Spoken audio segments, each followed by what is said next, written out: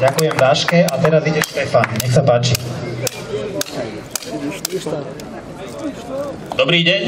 Chcem sa vás opýtať jednu otázku. Videli ste včera správy?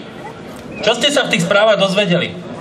Aj vy ste sa dozvedeli to, kde kto koho zavraždil, kde koho ako rozsekalo pri nehode.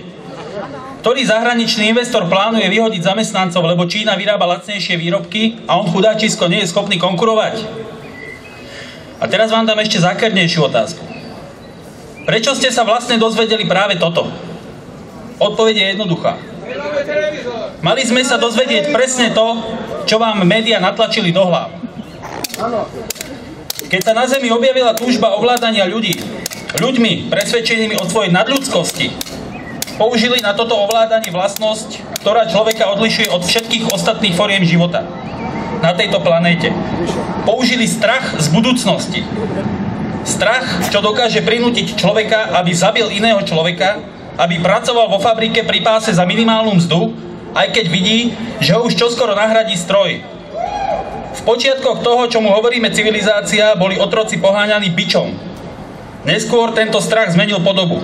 Nosičom strachu sa stal nenápadný kus kovu, neskôr papiera, ktorý sa dal zameniť za jedlo a za veci, a ten, kto ho nemal, ten bol odsúdený k prežívaniu a čakaniu na smrť. A s týmto zhmotneným strachom sa začalo dokonca obchodovať. Popri vývoji trhového hospodárstva prebiehala technologická evolúcia, ktorá priniesla ľudstvu veľa užitočného, ale napríklad aj zbrane, zamorenie planéty a média. Tak ako väčšina technológií zneužitých k upevneniu moci, aj informačné prostriedky boli vyvinuté preto, aby prinášali správy. Hneď na to si však niekto všimol, že ľudia slepo veria všetkému, čo im tie médiá povedia, napíšu a ukážu.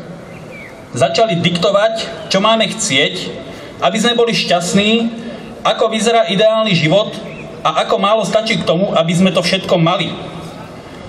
Ten niekto sú práve tí ľudia, ktorých spoločnosť vychovávala k tomu, aby nás ovládali.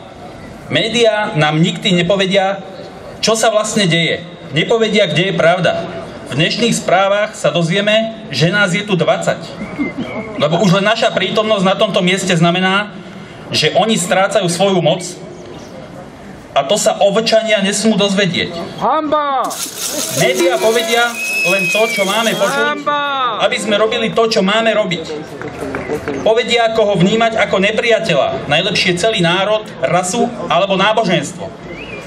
Čo všetko sa môže stať, keď toho nepriateľa nezničíme a ako zostať v bezpečí pred zlým a nebezpečným okolitým svetom. Povedia nám, kto hovorí tú správnu pravdu a kto zaručenie klame.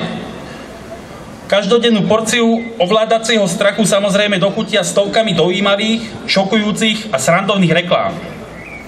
Všetko, čo sa z médií dozviete, je obyčajná propaganda. Je to propaganda takého sveta, aký vyhovuje našim majiteľom.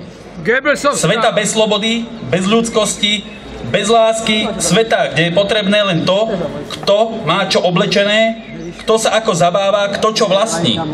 Sveta otúpených ľudí bez vlastných názorov. Sveta ovcí. A to im nesmieme dovoliť. Zobuďme tých, čo spia a môžeme sa nazvať slobodnými. Môžeme sa nazvať civilizáciou.